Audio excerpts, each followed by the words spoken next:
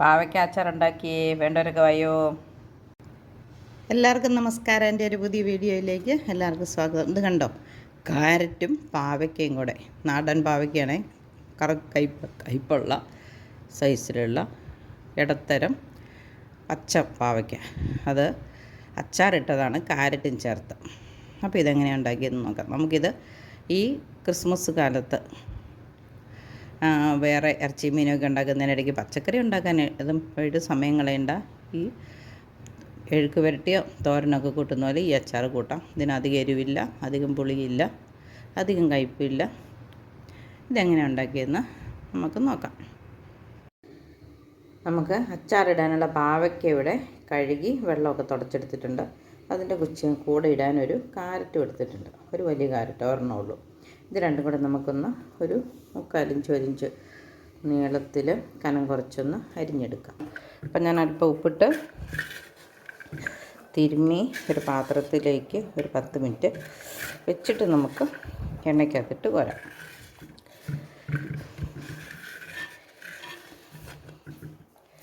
ഇതിവിടെ ഇനി നമുക്ക് പാവയ്ക്കയ്ക്ക് ഉപ്പ് തിരുമ്മാം. പാവയ്ക്കയ്ക്കല്ലേ, അപ്പം ഉപ്പൊട്ടും കുറയ്ക്കണ്ട, അല്പം മതിയായിരുന്നു. കാരറ്റിന് പാവയ്ക്ക കയ്പുള്ളതായതുകൊണ്ട് നമുക്ക് അല്പം ഉപ്പ് കൂടുതലിടണം. നമ്മൾ നാരങ്ങയ്ക്കിടുമ്പോൾ അങ്ങനെയല്ലേ, അല്പം കൂടുതൽ ഉപ്പ് ആവശ്യവും വരുമല്ലോ. അപ്പം മാങ്ങയ്ക്ക് അത്രയും പുളിയാണെങ്കിൽ പോലും മാങ്ങയ്ക്ക് അത്രയും വേണ്ട. അതുപോലെ പാവയ്ക്കയ്ക്ക് കാരറ്റിനേക്കാൾ കൂടുതൽ ഉപ്പ് വേണം. ഇതോടെ തിരുമ്മി 10 മിനിറ്റ് വെക്കാം. അപ്പോൾ പാവയ്ക്ക അരിഞ്ഞപ്പം ഇത് കുറച്ചൊക്കെ ഇങ്ങനെ കേടുള്ളതും ഇത് വാടിയത് ഈച്ച കുത്തിയത് അങ്ങനെയൊക്കെ ഉള്ളത് മാറ്റിക്കളണം. ഇതുകൊണ്ട് കണ്ട ഒരു കുഴപ്പമില്ല. ഇത് മുറിച്ചപ്പോൾ അതിനകത്ത് പുഴു പോലെയുണ്ട്, ഇച്ചിരി വാടിയതാണ്. നമ്മൾ അച്ചാറിടുമ്പോൾ അങ്ങനത്തെ ഒന്നും എടുക്കരുത്. നല്ല ഫ്രഷായിട്ടുള്ളതും ഒരു കേടില്ലാത്തതും എടുക്കാവുള്ളൂ. കാരണം കുറച്ച് ദിവസം ഇരിക്കാനുള്ളതല്ലേ. അപ്പോൾ ഇച്ചിരി കേടൊക്കെ ഉള്ളതാണ്. ചിലപ്പോൾ അത് നമ്മുടെ അച്ചാർ മൊത്തം കേടായിപ്പോകാൻ സാധ്യതയുണ്ട്. അപ്പോൾ അച്ചാറിടുമ്പം നല്ല ഒരു കുഴപ്പമില്ലാത്ത മൂത്ത പാവയ്ക്കേ എടുക്കാവുള്ളൂ. തീരെ പിഞ്ചും എടുക്കരുത്. അപ്പോൾ ഇതിവിടെ ഇരുന്ന് 10 മിനിറ്റ് റെസ്റ്റ് ചെയ്തിട്ട് നമുക്കൊന്ന് എണ്ണയ്ക്കകത്ത് വാട്ടിക്കൊരാം. കാരറ്റും പാവയ്ക്കയും വറുത്ത് കൊരാം. അതിനായിട്ടൊരു ചട്ടി അടുപ്പത്ത് വെച്ചിട്ടുണ്ട്. എണ്ണ ഒഴിക്കാം. സൺഫ്ലവർ ഓയിലാണ് ഒഴിക്കുന്നത്. നല്ലെണ്ണയ്ക്കകത്ത് വേണമെങ്കിലും വറുക്കാം. പക്ഷേ നല്ലെണ്ണയ്ക്കകത്ത് എന്നെ മൊത്തം വറുത്താൽ പാവയ്ക്കയ്ക്കൊരു ടേസ്റ്റില്ല. പാവയ്ക്കയ്ക്ക് സൺഫ്ലവർ ഓയിലിൽ വറുക്കുകയാണെങ്കിൽ നല്ല ക്രിസ്പി ആയിട്ടിരിക്കും.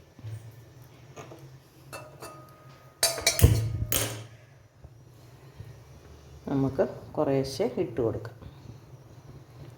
അതും കോരിയിടാനുള്ള പാത്രം കഴുകി തുടച്ച് ഉണക്കി വെച്ചിട്ടുണ്ട്. നമുക്ക് കുറച്ച് കൂടുതൽ എണ്ണ ഒഴിക്കുകയാണെങ്കിൽ പെട്ടെന്ന് വറുത്ത് വരാം. പക്ഷേ നമുക്ക് അവസാനം എണ്ണ മിച്ചം വരും. ആ എണ്ണ പിന്നെ എന്ത് ചെയ്യും? അതുകൊണ്ട് കുറേശ്ശെ എണ്ണ ഒഴിച്ചിട്ട് അവസാനം മിച്ചം വരുന്ന എണ്ണയ്ക്കകത്ത് കടുകും ഇഞ്ചിയും വെളുത്തുള്ളിയൊക്കെ നമുക്ക് മൂപ്പിച്ചെടുക്കാം. ഇത്ര ഇട്ടാലും എൻ്റെ ഒരു 3-4 കാണുള്ളൂ കോരുമ്പം. നമുക്കിത് കുറേശ്ശെ മൊത്തം വറുത്ത് വരാം. Shallow fry. ഈ വെള്ളമൊക്കെ ഒന്ന് പൊട്ടി നിൽക്കുമ്പം ഇങ്ങോട്ടെടുക്കും. പൊട്ടലൊക്കെ നിന്ന് എൻ്റെ ഒച്ചപ്പാടൊക്കെ പോയി. ഇത്രയും മതി, നമുക്ക് കോരിയെടുക്കാം.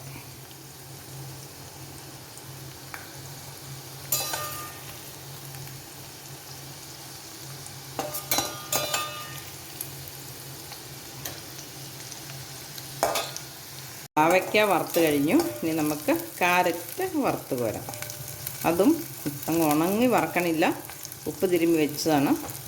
പതുക്കെ ഒന്ന് വറുത്തെടുക്കാം. നല്ലെണ്ണ അവിടെ ഒഴിച്ചു കൊടുക്കാം. ഇതൊരു പാത്രത്തിലോട്ട് അരിച്ച് വേണമെങ്കിൽ എടുക്കാൻ കേട്ടോ. വലിയ കരടൊന്നും ഇല്ലാത്തതുകൊണ്ട് ആ എണ്ണ കളയുന്നുമില്ല. ഒരൽപ്പം നല്ലെണ്ണ കൂടെ ഒഴിക്കുന്നെന്ന് മാത്രമേ ഉള്ളൂ. ഇനി കടുക്, ഉലുവ, കായം, കടുക് ഉലുവയും കൂടെ പൊടിച്ചു വറുത്തത് ഇതെല്ലാം ചേർത്ത് കൊടുക്കാം. കടുകിട്ടു, പൊട്ടാൻ തുടങ്ങുന്നുണ്ട്. 2-3 ഉലുവയും കൂടെ ഇട്ടേക്കാം. പാവയ്ക്കല്ലേ, ഒത്തിരി ഉലുവ ഇടേണ്ട ആവശ്യമില്ല. നമുക്ക് ഇഞ്ചിയും വെളുത്തുള്ളി ഇട്ട് കൊടുക്കാം. അത്രയും തന്നെ വെളുത്തുള്ളിയും ഇട്ട് കൊടുക്കാം.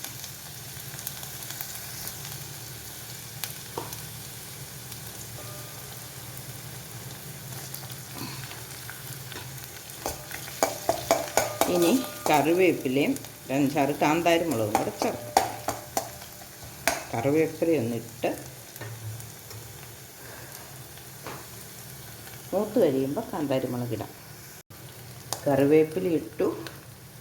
നമുക്ക് അറ്റം പിളർന്ന്, ചെറിയ കാന്താരി മുളകാണ്, നല്ല അറ്റം ഒന്ന് പിളർന്നിട്ടുണ്ട്, പൊട്ടിത്തെറിക്കാതിരിക്കാൻ വേണ്ടി അതും കൂടെ ചേർത്ത് കൊടുക്കാം. ഇനി നമുക്ക് ഈ സ്പൂണിൻ്റെ ആവശ്യമില്ല, ഒരു ചെറിയ തവിയെടുക്കാം. ഈ ചോപ്പറിനകത്ത് അരിയുന്നതിൽ നല്ലത് കൈ കൊണ്ട് കീറുക. കാരണം ചോപ്പറിനകത്ത് അരിയുമ്പോൾ ചിലത് ചെറുതായിരിക്കും, ചിലത് വലുതായിരിക്കും. ചെറുതൊക്കെ ഉണങ്ങി, വലിയ ഇഞ്ചിയുടെ വെളുത്തുള്ളിയുടെ കഷ്ണം ഉണങ്ങിയില്ല. കാന്താരി മുളകും കറിവേപ്പിലയിട്ട് ഒന്ന്, കറിവേപ്പില ഉണങ്ങി, കാന്താരി മുളക് വാടി വന്നിട്ടുണ്ട്. കറിവേപ്പില കാന്താരി മുളക് ഇട്ട് കഴിഞ്ഞിട്ടുണ്ടെങ്കിൽ കറിവേപ്പില ഉണങ്ങി വരില്ല. ആദ്യം ആയതുകൊണ്ട് അത് ഉണങ്ങി. ഇനി നമുക്ക് പൊടികൾ ചേർത്ത് കൊടുക്കാം. മഞ്ഞൾ പൊടി, അച്ചാറ് പൊടി,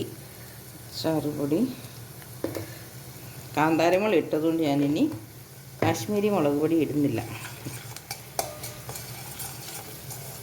ഇനി നമുക്ക് കടുകും ഉലുവായും കൂടെ പൊടിച്ചതിന്.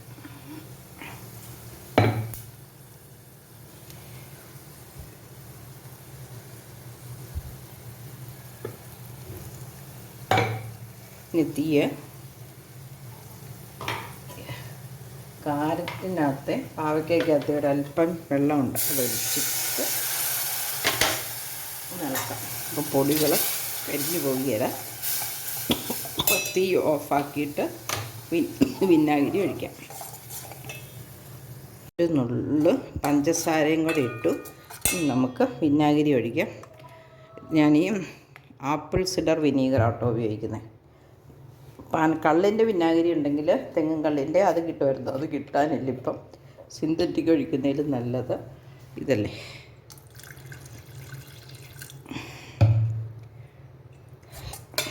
ഇച്ചിരി വില കൂടുതലാണെങ്കിലും, പിന്നെ ഇത് ഒത്തിരി നാളത്തിൽ നമ്മൾ വെച്ചേക്കൊന്നുമില്ലല്ലോ. ഇപ്പോൾ ക്രിസ്മസിന് ഇറച്ചി മീനുമൊക്കെ കൂട്ടുമ്പോൾ ഒരു പച്ചക്കറി പോലെ കൂട്ടാവുന്ന ഒരു അച്ചാറാണിത്. ഈ പാത്രത്തിലാണ് ഇളക്കാൻ എളുപ്പം, അതുകൊണ്ട് ഇതിനകത്തേക്ക് ഇട്ടു. ഇതിപ്പം ഇതിനധികം എരിവും പുളിയും ഒന്നുമില്ല. പച്ചക്കറി കൂട്ടുന്ന പോലെ. ക്രിസ്മസ് കാലമല്ലേ, അപ്പം ഇറച്ചി മീനൊക്കെ ഉണ്ടാക്കുമ്പോൾ അതിൻ്റെ കൂടെ പച്ചക്കറി തോരനും മെഴുക്കുവരട്ടിയൊക്കെ ഉണ്ടാക്കിയ മിച്ചം വരും. ഇതാകുമ്പോൾ കേടായി പോകില്ല. പച്ചക്കറി കൂട്ടുന്നതുകൊണ്ട് നമുക്ക് പാവയ്ക്കയും കാരറ്റും കൂടെ ചേർത്ത് ഒരല്പം അതിൻ്റെ കൂടെ കൂട്ടുകയും ചെയ്യാം. ഇതിൻ്റെ ഉപ്പൊന്നും നോക്കാം. പാവയ്ക്കയുടെ ഉപ്പ് ക്രമീകരിച്ച് വരണമെങ്കിൽ 2 ദിവസം കഴിയും.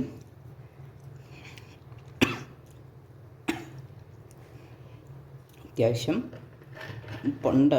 ഇനി വേണമെങ്കിൽ നമുക്കൊരു ശകലം ഉപ്പ് നീര് തിളപ്പിച്ച് ഒഴിച്ചാൽ മതി 2 ദിവസം കഴിയുമ്പം. പുളി പോരെങ്കിൽ വിനാഗിരി 2 ദിവസം കഴിഞ്ഞിട്ട് നമുക്ക് വേണേൽ ചേർത്ത് കൊടുക്കാം. അപ്പം നമ്മുടെ പാവയ്ക്ക, കാരറ്റ്, മിക്സർ, അച്ചാർ റെഡിയായി. എല്ലാവരും വീഡിയോ ഇഷ്ടപ്പെട്ടെങ്കിൽ ഷെയർ ചെയ്യണം, ലൈക്ക് ചെയ്യണം, കമൻ്റ് ഇടണം. ഇതുപോലെ ഉണ്ടാക്കി നോക്കണം. അപ്പോൾ മറ്റൊരു പുതിയ വീഡിയോ ആയിട്ട് വരുന്നവരെ എല്ലാവർക്കും ബൈ.